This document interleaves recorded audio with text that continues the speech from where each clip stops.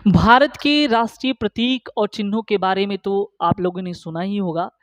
तो भारत के जो एक राष्ट्रीय प्रतीक और चिन्ह होते हैं, वो भारत देश के एक विशिष्ट पहचान होते हैं। जैसे किसी व्यक्ति की एक विशिष्ट पहचान उस व्यक्ति की आधार कार्ड, वोटर कार्ड से लिया जाता है, ठीक उसी प्रकार से भारत के राष्ट्रीय चिन्ह और प्रतीक जो है भारत के प्रतिनिधित्व करते हैं। बात करें भारत की नहीं अपितु कोई भी राष्ट्र या कोई भी देश हो, उस देश या राष्ट्र का जो है एक विशिष्ट पहचान उस देश के कुछ प्रतीक या जो है चिन्ह होते हैं। तो आज के इस वीडियो में जो है हम बात करने वाले हैं भारत के राष्ट्रीय प्रतीक और चिन्हों के बारे में। तो काफ़ी डिटेल से ये लेक्चर होने वाला है। पूरा वीडियो अंत तक देखिए। मैं हूं मनीष और आप देख रहे हैं अपना यूट्यूब चैनल कॉर्पस जूरिस। तो आज के इस वीडियो में पूरा का पूरा जो है हम डिस्कशन करने वाले हैं कि national symbol of India, Bharat के कुछ जो है प्रमुख राष्ट्रीय चिन्ह और प्रतीकों के बारे में। काफ़ी डिटेल्ड ये लेक्चर होगा। ये सभी एग्जाम के लिए महत्वपूर्ण है। ये किसी विशिष्ट एग्जाम के पर्पज से नहीं बनाया जा रहा है। आप लोअर से लेकर के हायर एग्जाम का अगर कोई भी प्रिपरेशन कर रहे हो, उन सभी जगहों पे ये इंपॉर्टेंट होने वाला है। ठीक है, तो सबसे पहले हम बात करते हैं नेशनल सिंबल ऑफ इंडिया के बारे में। ठीक है, यानी कि क्या होता है और किस तरह से जो इसको हम समझेंगे, तो काफी डिटेल में हम देखेंगे नेशनल सिंबल्स ऑफ इंडिया। ठीक है, कितने राष्ट्रीय जो है सिंबल्स हैं, राष्ट्रीय प्रतीक हैं, ठीक है, उनके बारे में जो है हम बात करने वाले हैं। ठीक है, तो अभी तक अगर हम देखें टोटल, तो लगभग जो है भारत में 17 राष्ट्रीय प्रतीक हैं। ठीक है, कितने हैं? 17 हैं। जो राष्ट्रीय चिन्ह होते हैं, राष्ट्रीय सिंबल होते हैं, राष्ट्रीय प्रतीक होते हैं, ये किसी भी राष्ट्र के एक धरोहर के रूप में होते हैं। ठीक है, प्रतीकों से उस देश के निश्चित गुणों की पहचान की जाती है। उसकी विशिष्टता क्या होती है, उसकी विशेषता क्या होती है, ये किसी देश के दर्शाता है। तो कुछ जानकारियां जो है इसमें हम साझा करने वाले हैं। तो नेशनल सिंबल ऑफ इंडिया में हमने देखा कि टोटल जो है 17 प्रतीक है, 17 सिंबल हैं। जनगण मन से लेकर के राष्ट्रीय कैलेंडर, राष्ट्रीय जो है प्रतीक जो है, अगर हम बात करें फल फूल, इन सभी चीज़ों को एक एक करके जो है हम डिस्कस करेंगे। ठीक है, लेकिन जो इम्पोर्टेंट हैं, जो आपसे एग्जाम में क्वेश्चन पूछे जाते हैं खास करके ज़्यादा मात्रा में, उनको हम काफ़ी अच्छे से देखेंगे। तो जल्दी से हम राष्ट्रीय ध्वज के बारे में। ठीक है, राष्ट्रीय ध्वज के बारे में। ठीक है, तो सबसे पहले राष्ट्रीय ध्वज के बारे में हम बात करते हैं, तो है राष्ट्रीय ध्वज, आपको पता होगा तिरंगा। ठीक है, तिरंगा प्यारा जो है भारत का राष्ट्रीय ध्वज है। अब हम बात करते हैं राष्ट्रीय ध्वज के बारे में, तो कुछ इससे जो है महत्वपूर्ण जानकारियां हमको ले लेनी आवश्यक है कि राष्ट्रीय ध्वज क्या होता है। तो ये याद रखना, राष्ट्रीय ध्वज को हम बोलते हैं क्या? तिरंगा। और सबको पता है कि राष्ट्रीय ध्वज में कितने कलर, तिरंगे में कितने कलर होते हैं? 3 कलर्स होते हैं। ठीक है, कितने कलर्स होते हैं? 3 कलर्स होते हैं, केसरिया, सफेद और कौन सा? हरा रंग। केसरिया, सफेद और हरा रंग सबको पता है। केसरिया रंग जो है बलिदान का प्रतीक है।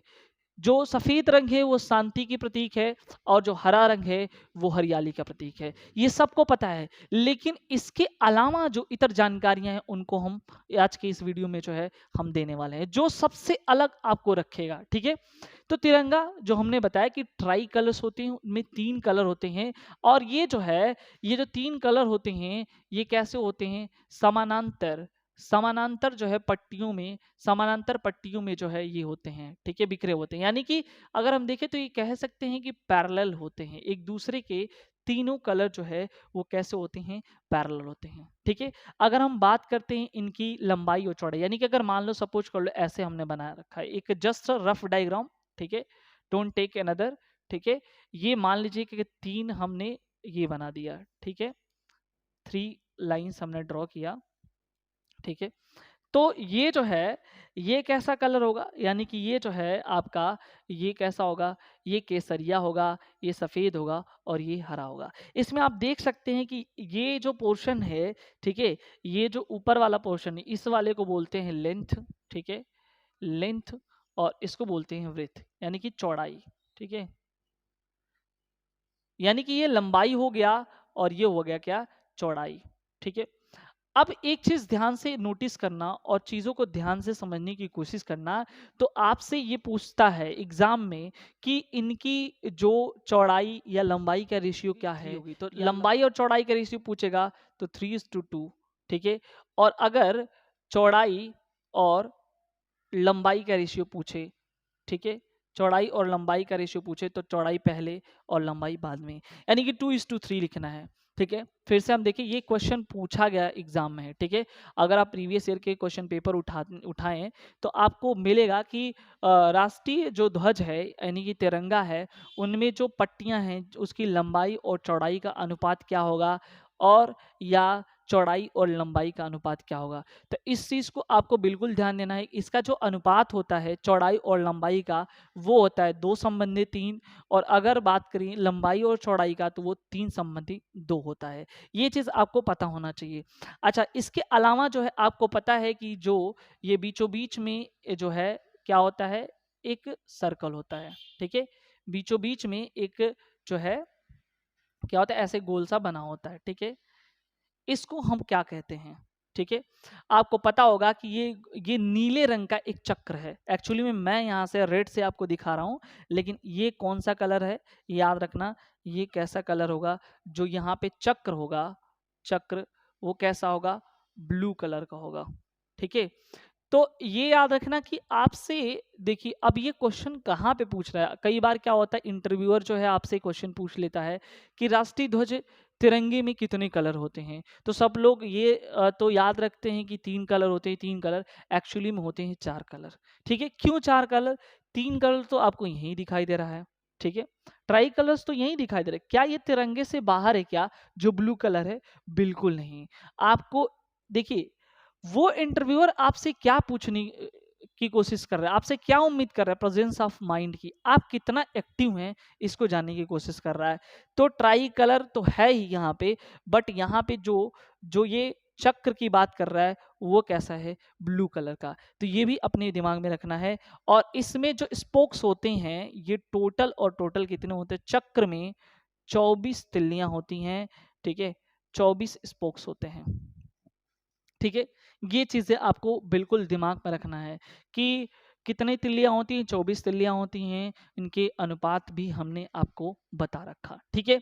अब इसकी बात हम देखते हैं कि जो ये अभी हमने बताया कि ये जो चक्र है, ठीक है, इसका जो व्यास होगा, व्यास आप सबको पता होगा, यहां मैं मेंशन करता हूं व्यास, जिसको बोलते हैं डायामीटर, ठीक है, डायामीटर, व्यास जिसे बोलते हैं हम लोग क्या, डायमीटर। ये क्या होता है, किसी भी सर्कल का ये एंड पॉइंट से लेकर के इस एंड पॉइंट तक अगर मिलाएंगे, और वो सेंटर से जाने वाली लाइन होगी, ठीक है, या ओरिजिन से जाने वाली, यानी कि ये से कहते हैं कॉर्ड, ठीक है। तो वो कॉर्ड जो सेंटर से जाती है, बस इतना समझ लेना इस लेवल पे कि इससे सेंटर से जाने वाली लाइन को ही बोलते हैं हम लोग क्या, व्यास। तो कह रहा है कि देखो ध्यान से, इसका जो व्यास होगा, इस इसका व्यास होगा, जो ये सफेद पट्टी जा रही है उसके बीच की डिस्टेंस के बराबर होगा, ठीक है। इसकी जो व्यास होगी, डायमीटर होगी, वो जो सफेद पट्टी है उसके बीच की जो चौड़ाई होगी उसके इक्वल होगी, ठीक है। आई थिंक आपको इतनी सारी जानकारियां जो है आपको अच्छी लगी होंगी। अब एक क्वेश्चन आपसे पूछा जाता है कि ये जो राष्ट्रीय ध्वज है उसको भारतीय जो संविधान जब बन रहा था तो इसको कब अपनाया गया, ठीक है, राष्ट्रीय ध्वज को कब अपनाया गया, तो याद रखना 22 जुलाई, ठीक है, कितना, 22 जुलाई 1947 को जो है इसे राष्ट्रीय ध्वज के रूप में जो है स्वीकार किया गया। Most important question for your exams, ठीक है। ये क्वेश्चन आपके लिए बहुत ही इंपॉर्टेंट होने वाला है। कब ये इसे भारतीय जो है राष्ट्रीय ध्वज के रूप में प्रारूप में इसे अपनाया गया, तो ये याद रखना 22 जुलाई 22 जुलाई 1947 में, ठीक है। 22 जुलाई 1947 में जो है राष्ट्रीय ध्वज को अपनाया गया, ठीक है। अब हम बात करते हैं यहाँ पे क्या चीज, तो राष्ट्रीय ध्वज को तो अपनाया गया, लेकिन क्या इससे संबंधित जो है कोई कानून भी है? क्या आप जो है कहीं पे भी राष्ट्रीय ध्वज फहरा देंगे? ऐसा क्या कोई कानून है, क्या उसके बीच मान्यता मिली? क्या आप जो है अगर कोई व्यक्ति इसे जो है अपमानित करता है, अपने राष्ट्रीय प्रतीक से खिलवाड़ करता है, या कह लो कि राष्ट्रीय ध्वज को जो है अपमान करता है, कुचलता है पैरों तले, तो क्या उसके लिए कोई प्रावधान है? क्या उसके लिए दंड का प्रावधान है? तो जी बिल्कुल। ठीक है, यही सब जो है, जो ये वीडियो लोगों से अलग करेगा। यानी कि आपके लिए ये सेशन काफ़ी इंपॉर्टेंट होने वाला है। तो अब तक हमने ये चीज़ें डिस्कस किया। अब हम देखते हैं कि भारतीय संविधान में जो ये राष्ट्रीय ध्वज का यानी तिरंगा को जो दर्जा मिला हुआ है, अगर किसी भारतीय नागरिक या विदेशी के द्वारा जो है अपमानित किया जाता है, तो कौन सा ऐसा अधिनियम है जिसको रोकता है, उसको दंड से के भागी बनाने की कोशिश करता है? ठीक है, तो सबसे पहले देखिए यहाँ पे एक क्या है, राष्ट्रीय ध्वज संहिता बनाई गई 2002 में। ठीक है, राष्ट्रीय ध्वज संहिता। ठीक है, राष्ट्रीय राष्ट्रीय ध्वज संहिता 2002। राष्ट्रीय ध्वज संहिता 2002 जो है बनाया गया, और इसमें जो है, इसमें क्या किया गया, ये जो है कब राष्ट्रीय जो संहिता है 2002 बनाया गया, और ये जो है ये मान्यता प्रदान करता है कि आप किसी भी कार्यस्थल पे कहीं पे भी राष्ट्रीय ध्वज यानी कि तिरंगा को जो है आप लगा सकते हैं, फहरा सकते हैं। ठीक है, और इसको 2002 में तो ये कानून बना, लेकिन जो है 26 जनवरी 2002 को इसे जो है प्रभाव में लेके आ गया। 26 जनवरी, ठीक है, 2002 को ये इन्फोर्स्ड हुआ, यानी कि प्रभाव में हुआ। तो याद रखना कि राष्ट्रीय ध्वज संहिता 2002 जो है लेके आ गया 2002 में, और 26 जनवरी 2002 को जो है ये प्रभाव में लाया गया। ठीक है, इसमें एक चीज ये रखा गया कि आप किसी भी कार्यस्थल पर जो है इसको राष्ट्रीय ध्वज को फहरा सकते हैं, लेकिन प्रदर्शन पे जो है इसको जो है रोक लगा के रखा गया है। यानी कि प्रदर्शन पे जो इसका क्या हुआ है, रोक लगाया गया है। ये चीज अपने दिमाग में बिल्कुल रखना। आप फहरा सकते हैं, आप उसको जो है एक सम्मान के तौर पर जो है अपने घरों पे लगा सकते हैं, लेकिन कहने का मतलब ये है कि इसे जो है अगर आप प्रदर्शन कर रहे हैं तो प्रदर्शन पे जो है रोक है, यानी कि दुरुपयोग पे जो है इसके लिए रोकथाम लगाया गया है। इसके लिए भी अधिनियम की व्यवस्था की गई है। राज चिन्हों के नामों, गौरवों के दुरुपयोग, नामों गौरवों के दुरुपयोग निवारण, गौरव के नाम के दुरुपयोग निवारण अधिनियम 1971 लाया गया। ठीक है, जो व्यक्ति जो है ऐसा कोई कार्य करता है, ठीक है, तो उसे जो है क्या किया जाएगा, इससे इस अधिनियम के तहत जो है क्या किया जाएगा, दंडित किया जाएगा। यानी कि कोई व्यक्ति राज्य चिन्ह यानी कि तिरंगे और भी जितने राज्य चिन्ह हैं उनके नामों के साथ खिलवाड़ करता है, उस राज्य चिन्हों के गौरव को जो है कलंकित करता है, ऐसा कोई कार्य करता है जिससे जिससे जो है राष्ट्र की जो अगर कहें कि सम्मान पे ठेस पहुंचता है, तो उस व्यक्ति को जो है इस अधिनियम में जो है क्या किया गया है, जो है पनिशेबल बनाया गया है। आई होप ये चीज़ें आपको समझ में होगा। तो एक बार फिर से हम रिकॉल करते हैं कि कौन कौन से ऐसे पॉइंट हैं जो राष्ट्रीय ध्वज तिरंगे से संबंधित जो है महत्वपूर्ण जानकारियां मिलती हैं। तो याद रखना, नेशनल सिंबल्स में टोटल 17 हैं, जिनमें से जो है हम बात करें राष्ट्रीय ध्वज तिरंगे के बारे में, जो कि समानांतर पट्टियों में होता है। 3 कलर समानांतर अगर एग्जाम में पूछा जाए तो ट्राई कलर्स होते हैं, सैफरन, वाइट और ये ग्रीन कलर जो है हमने बताया किस किस चीज़ का प्रतीक है। लेकिन अगर इंटरव्यू में आपसे क्वेश्चन पूछा जाता है तो आप मार के आइएगा 4 कलर्स होते हैं, क्योंकि जो चक्र होता है वो ब्लू कलर का होता है। और ये भी समझिए कि जो चक्र है वो कहाँ से लिया गया है, तो अशोक के द्वारा बनवाया गया सारनाथ में जो है वो आपने देखा होगा कि जो उनके धम्म चक्र प्रवर्तन में बनाए बनाए थे, वहाँ पे जो है वो वहाँ से ये इस चीज़ को जो है लिया गया है, यानी कि जो चक्र है उनके अशोक स्तंभ में जो है लगा हुआ, वहाँ से जो है उसके केंद्र में लगा हुआ है, तो वहाँ से इसको निकाला गया, मतलब निकाला क्या गया, उसको देखते हुए यहाँ पे इस चीज़ को रखा गया है। ठीक है, बस इतना याद रखने कि कहाँ से अगर क्वेश्चन एग्जाम में पूछता है तो आपको जो इतना करना जरूरी है। ठीक है, अब उसके बाद इसकी लंबाई और चौड़ाई का अनुपात 3 संबंधित 2, और चौड़ाई और लंबाई का 2 संबंधित 3 के अनुपात में जो है इसको डिवाइड किया गया है। ठीक है, उसके बाद हमने ये सारी चीज़ें डिस्कशन कर लिया था। तो अब इसमें जो है 22 जुलाई 1947 को जो है क्या हुआ था, ये जो है अ, इसको जो है रखा गया था, ठीक है, संविधान में। और उसके बाद जो है ये राष्ट्रीय ध्वज के तौर पे मतलब अपनाया गया था 22 जुलाई 1947 को। इसके संबंधित जो है कुछ 2 नियम बनाए गए हैं, राष्ट्रीय ध्वज संहिता 2002, और जो 26 जनवरी 2002 को जो है लागू हुआ। राज्य चिन्हों के नामों और गरों के साथ अगर दुरुपयोग होता है तो इसके लिए अधिनियम जो है एक 1971 बनाया गया। ठीक है, तो ये था हमारा राष्ट्रीय ध्वज। अब हम बात करते हैं राष्ट्रगान के बारे में। जैसा कि आप लोगों को पता होगा कि भारत का राष्ट्रीय गान जो है वो क्या है, जन गण मन। ठीक है, जन गण मन। ठीक है, ये जन गण मन जो है भारत का जो है जन गण मन, ठीक है, तो भारत का राष्ट्रीय गान है। भारत के राष्ट्रीय गान से संबंधित कुछ तथ्यों के बारे में जो है हम देखेंगे, क्योंकि हम देख रहे हैं जो है ये राष्ट्रीय प्रतीक और सिंबल के बारे में। तो भारत का जो राष्ट्रीय ये गान है, जिसे राष्ट्रगान कहते हैं, जन गण मन अधिनायक।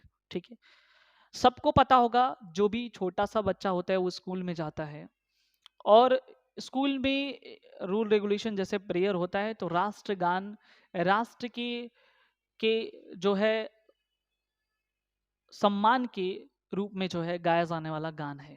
ठीक है, तो सबसे पहले जो है हम बात करते हैं इसके थोड़ी सी ऐतिहासिक पृष्ठभूमि के बारे में।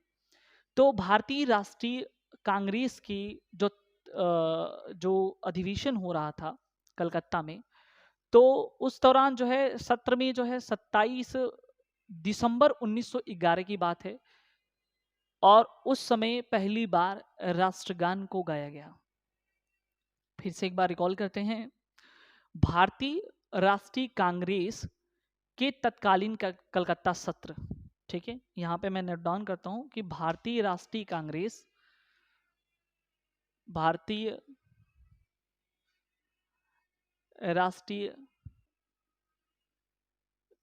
का तत्कालीन सत्र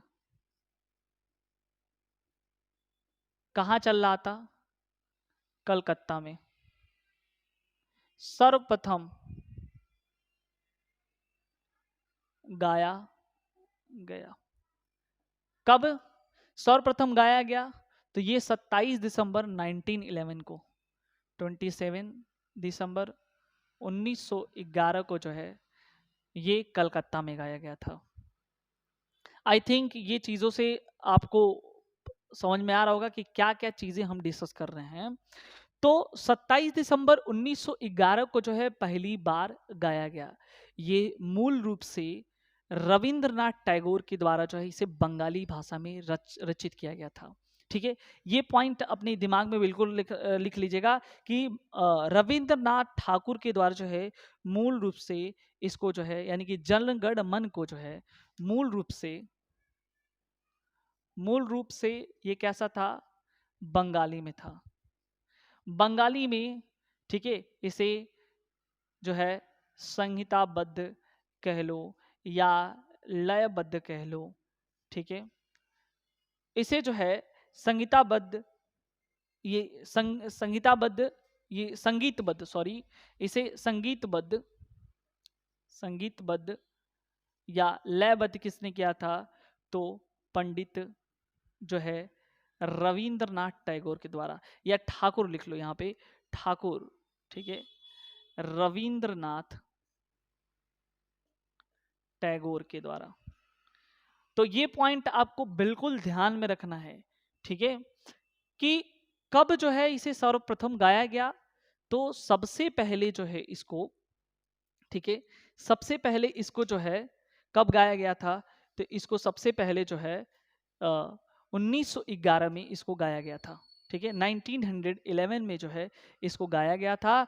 और किसके द्वारा जो है ये रचित है, तो रविंद्रनाथ टैगोर के द्वारा, और ये जो है बंगाली भाषा में ये रचित है, ठीक है। तो ये चीज आई थिंक जो उनका कलकत्ता अधिवेशन हुआ था वहां पे जो है ये गाया गया था। अब हम बात करते हैं यहाँ पे कि 24 जनवरी 1950 को जो है संविधान सभा ने जो है इसे राष्ट्रगान के रूप में अपना लिया। तो ये भी काफी इंपॉर्टेंट है, कब इसे राष्ट्रगान के रूप में अपनाएगा, तो 24 जनवरी 1950 कब इसे अपनाया गया, तो 24 जनवरी 1950 को जो है इसे भारतीय संविधान के द्वारा जो है अपनाया गया। तो याद रखिएगा, भारतीय संविधान सभा द्वारा,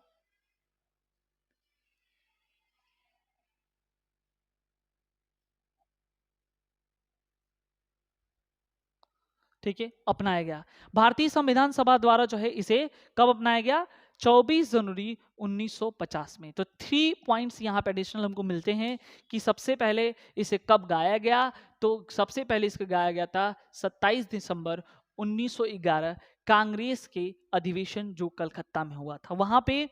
उसके बाद मूल रूप से ये बंगाली भाषा में लिखा गया था, रविंद्रनाथ टैगोर के द्वारा जो है ये रचित लयबद्ध संगीतबद्ध जो है ये राष्ट्रगान है, ठीक है।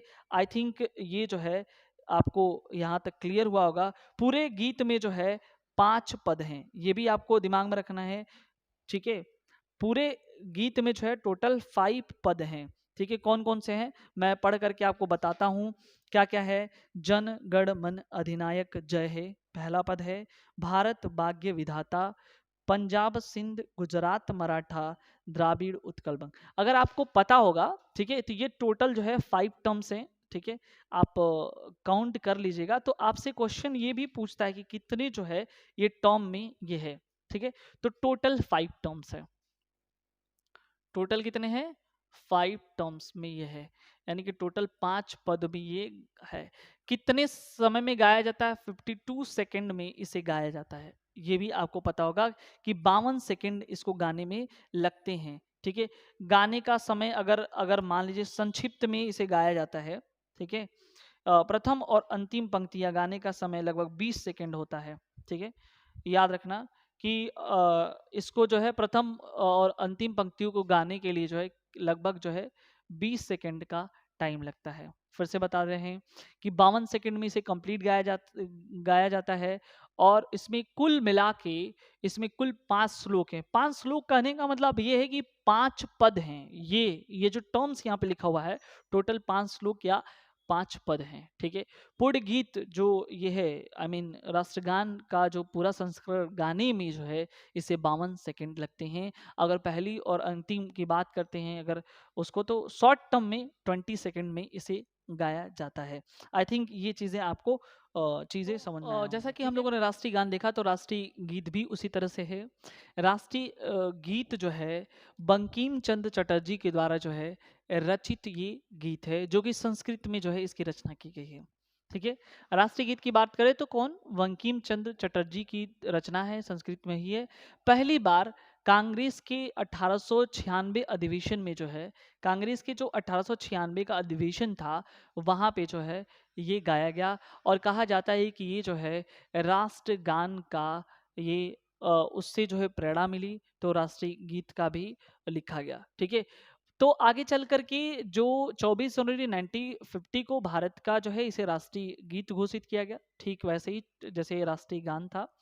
और जो भारत के तत्कालीन उस समय राष्ट्रपति थे डॉक्टर राजेंद्र प्रसाद, ठीक है। डॉक्टर राजेंद्र प्रसाद ने कहा संविधान सभा में एक बयान देते हुए कि जिस प्रकार से राष्ट्रीय गान को जो है दर्जा मिला है, ठीक उसी तरह इन्होंने कहा कि राष्ट्रीय गीत जो है राष्ट्रीय गीत जो है स्वतंत्रता संघर्ष संघर्ष जब हो रहा था, तो वहां पे जो काफी एक अहम ऐतिहासिक भूमिका निभाई थी। तो वही वही दर्जा इसको भी मिलना चाहिए जो राष्ट्रीय गान को मिलता है। ठीक है, जो राष्ट्रीय गान को जो दर्जा मिलता है, ठीक वही दर्जा जो है राष्ट्रीय गीत को मिलना चाहिए। ठीक उसी प्रकार से जो है सम्मानित किया जाएगा जिस तरह से राष्ट्रीय गान को सम्मानित किया जाएगा। बस यूं ही क्या हुआ, इसको जो है राष्ट्रीय गीत को राष्ट्रीय गान का समान दर्जा दिया गया। पहला राजनीतिक अवसर पर जब ये वंदे मातरम गाया गया, उस समय जो है भारतीय राष्ट्रीय कांग्रेस का अधिवेशन था, वो था 1896 का अधिवेशन। आई थिंक ये चीजें आपको क्लियर हो रहा होगा, टू दी पॉइंट। ठीक है, अब हम बात करते हैं इसी के साथ ही साथ जो है राष्ट्रीय जो चिन्ह है उसके बारे में। राष्ट्रीय चिन्ह भी आपको पता होगा कि काफी ये भी जो है राष्ट्रीय प्रतीकों में सम्मिलित है, और किस तरह से जो है ये सारी चीजें हैं, इसको एक एक करके हम लोग देख देख लें। तो राष्ट्रीय चिन्ह क्या होता है, ये भी एक तरह का सिंबल में है राष्ट्रीय चिन्ह। ठीक है, राष्ट्रीय चिन्ह। ठीक है, राष्ट्रीय चिन्ह की अगर हम बात करते हैं, तो यहाँ पे जो है सारनाथ में मिली जो अशोक लाट है वहां से लिया गया है। मूल रूप में इसमें यानी कि अशोक स्तंभ से जो है जो लाट है वहां से लिया गया, आपको खुद आप देखे होंगे। तो वहां पे जो इसमें चार जो है शेर हैं, कहा जाता है इसमें जो है चार शेर हैं जो चारों दिशाओं में मुंह करके खड़े हैं। ठीक है, ये क्या है कि इसमें जो है चार जो है चार शेर हैं टोटल। जो है राष्ट्रीय अगर चिन्ह की बात करते हैं, तो चार जो है क्या है, यहाँ पे शेर हैं जो चारों दिशाओं में मुंह करके खड़े हैं। ठीक है, एक गोलाकार है, गोल यानी कि इनके बीच यहाँ पे जिस पे खड़े हैं गोल आधार पर ये खड़े हैं। ठीक है, तो वहां पे दिखाया गया कि एक हाथी, जिस पर एक हाथी, एक दौड़ता हुआ घोड़ा, एक सांड और एक सिंह बने हैं। ठीक है, ये चीज समझो कि यहाँ पे टोटल जो है मूल रूप से इसमें चार शेर हैं जो भारत की दिशाओं की ओर मुंह करके खड़े हैं। ठीक है, इसके नीचे जो गोल आधार है, ठीक है,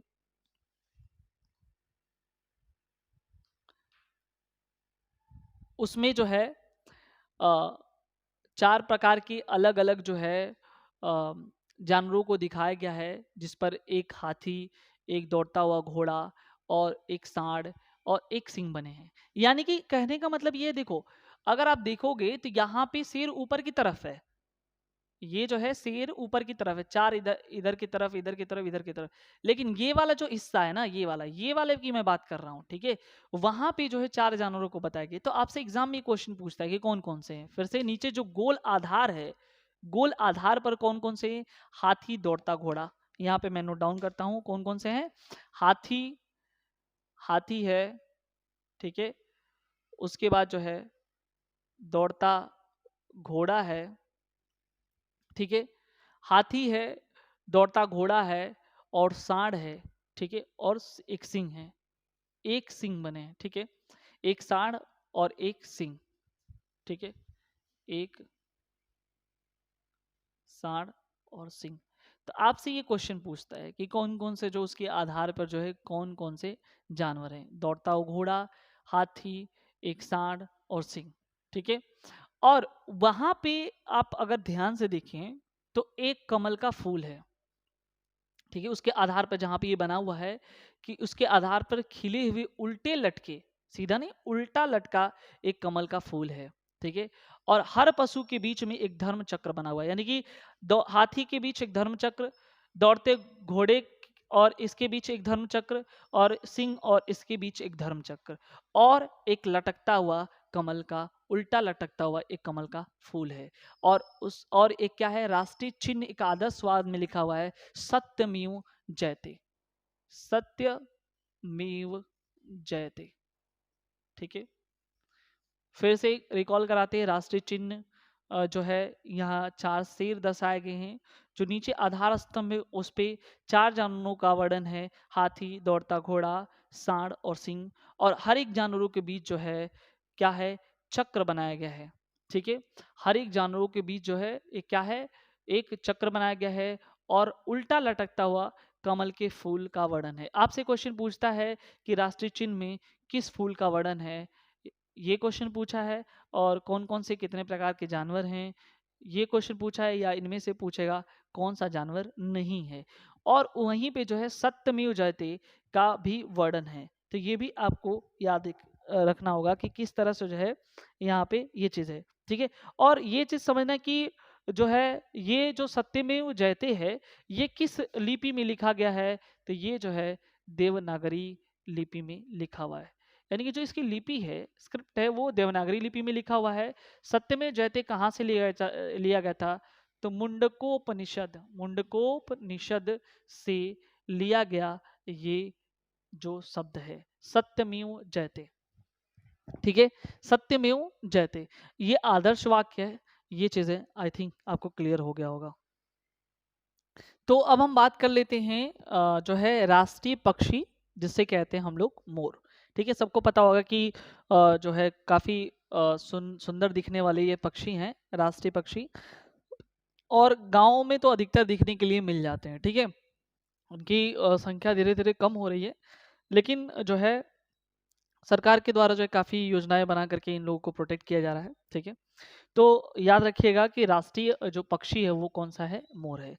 अब बात कर लेते हैं राष्ट्रीय पक्षी मोर, जिसका साइंटिफिक नाम है पाओ क्रिस्टेटस। ठीक है, इसको बोलते हैं पाओ क्रिस्टेसस क्रिस्टेटस। ठीक है, तो ये भी आपको ध्यान में रखना है कि राष्ट्रीय पक्षी जो मोर है हमारा वो क्या है, पावो क्रिस्टेटस है। आपको मोर में बहुत सारे वैरायटीज देखने के लिए मिल जाएंगी। ठीक है, और चूंकि आप सब लोगों ने मोर देखा होगा, ऐसा नहीं है कि आप लोग इस चीज़ से अछूते होंगे।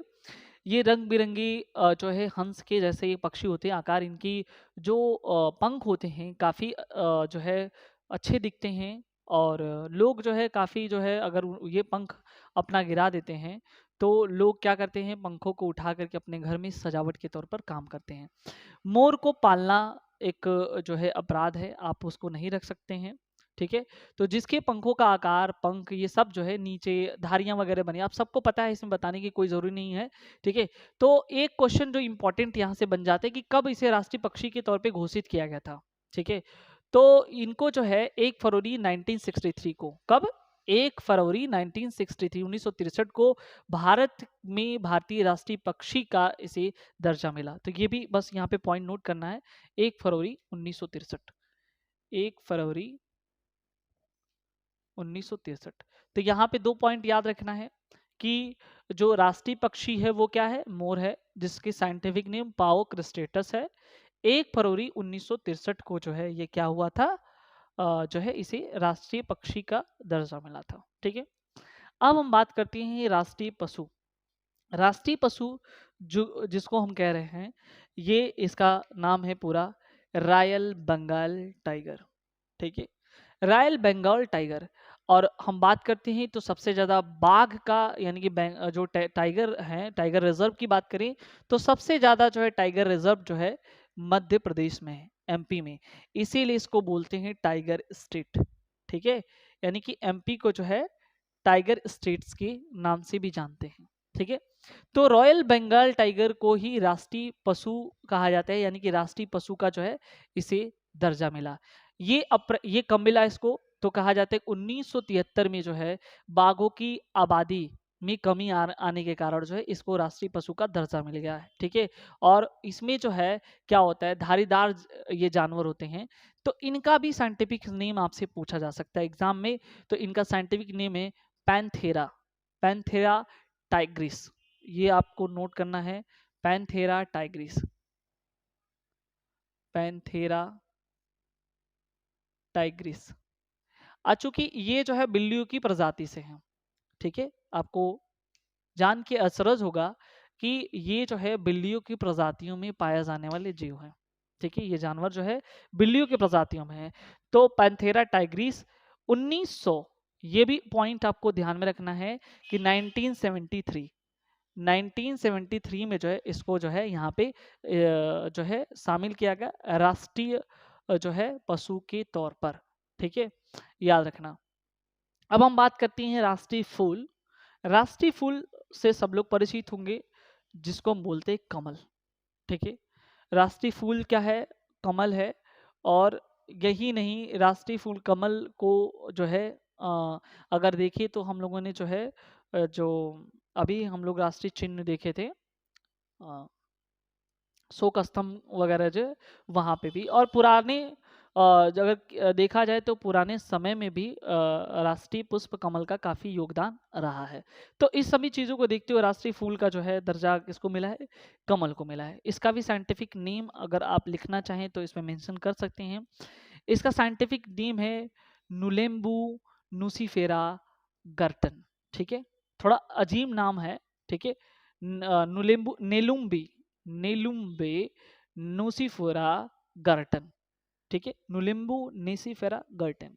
ठीक है, अजीब थोड़ा है लेकिन फिर भी अगर याद करना चाहें तो कोई चीज़ जो है कठिन नहीं है। ठीक है, तो लिखते हैं नेलुम्बी नेलुम्बी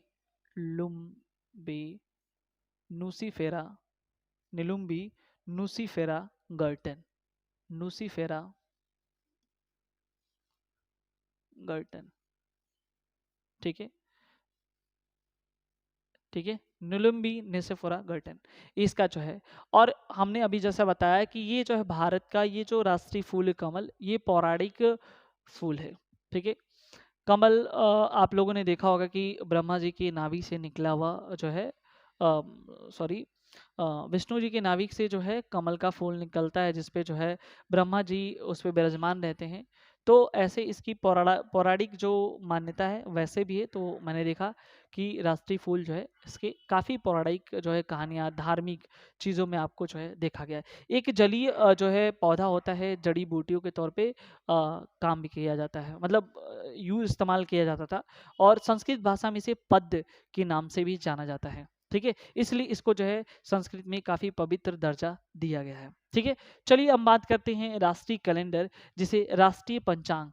ठीक है, राष्ट्रीय कैलेंडर जो है जिसे राष्ट्रीय पंचांग के नाम से जानते हैं, 22 मार्च 1957 को, यानी कि 22 मार्च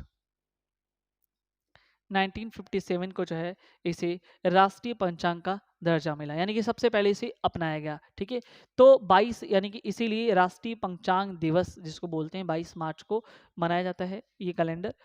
ठीक है, और इसमें जो है 12 महीने और 365 दिन होते हैं। ठीक है, याद रखिएगा, आप सबको पता है कि इसके बारे में 12 महीने 365 दिन होते हैं। ठीक है, और इसकी अधिवर्ष की शुरुआत जो है 21 मार्च को होती है। ठीक है, ये छोटे छोटे यहाँ से क्वेश्चन आपसे पूछ लिए जाएंगे, तो आपके दिमाग में जो है यहाँ पे होने चाहिए। उसके बाद राष्ट्रीय जलीय जलीय जीव है वो डाल्फिन को माना जाता है। तो ये भी एडिशनल पॉइंट है, आपको ध्यान में रखना है। राष्ट्रीय जलीय जीव कौन है? एक दुर्लभ प्रजाति है डाल्फिन, जो कि एक्वेटिक एनिमल है। इसकी संख्या जो है ये संकट क्षेत्र में है, मतलब ये संकटापन्न है। ठीक है, और दूसरी बात जो ये गंगा क्षेत्र में सबसे ज़्यादा पाया जाने वाली है। अगर राष्ट्रीय जलीय जीव की बात करें तो इसके जो है राष्ट्रीयता की मान्यता जो है 5 अक्टूबर 2009 को मिली। ठीक है, 5 अक्टूबर 2009 को जो है इसे राष्ट्रीय जलीय जीव के बारे में दर्जा मिला। ठीक है, ये चीज़ इंपॉर्टेंट हो जाता है। अब हम राष्ट्रीय मुद्रा की बात करते हैं तो भारतीय रुपया है। कौन नहीं इससे वाकिफ है, सबको पता है कि आधिकारिक तौर पे जो है ये 2010 में जो है इसको आधिकारिक तौर पर जो है ये अपनाया गया। ठीक है, भारतीय आईएनआर यानी कि भारतीय रुपया आईएसओ कोड जिसे आईएनआर कहते हैं, जिसको भारत का आधिकारिक रूप पे जो है इसकी भारतीय रुपया जो है 2010 में जो है अपनाया गया। ठीक है, और 8 जो है ये लगभग 2011 में जो है आई थिंक जुलाई वगैरह में जो है ये प्रचलन में आया था। ठीक है, और इसका सिंबल आपको देखने के लिए मिलेगा ऐसे, इस तरह से आर लिख करके ऐसे कटा हुआ इसका ये सिंबल है। लैटिन भाषा में ये लिखा हुआ आर है, यानी कि अगर इस तरह से देखें तो ये लैटिन भाषा में है, लेकिन हमारा जो आर है ऐसे है। और इसका ये वाला केवल हिस्सा ये हटा दिया जाए और दोबारा से कट कर दिया जाए तो ये लैटिन भाषा का आर हो जाता है। तो याद रखना। डिजाइन इसको कौन दिया था, ये भी क्वेश्चन इंपॉर्टेंट है। तो उदय कुमार के द्वारा जो है इसे ये डिज़ाइन किया गया था ये चीज़ें। ठीक है, भारतीय जो है आईआईटी बॉम्बे से जो है स्नातकोत्तर हैं उदय कुमार। ठीक है, उस टाइम थे। तो बस इतना ही याद रखना, आईआईटी बॉम्बे के द्वारा जो अगर आपसे क्वेश्चन पूछते हैं कहाँ कौन दिया है तो आईआईटी बॉम्बे के द्वारा जो है वहाँ पे एक छात्र थे उस टाइम उदय कुमार के द्वारा डिज़ाइन ये भारतीय रुपया है, जिसको 2010 में आधिकारिक रूप से मान्यता मिला और 2011 में जो है ये प्रचलन में आया था।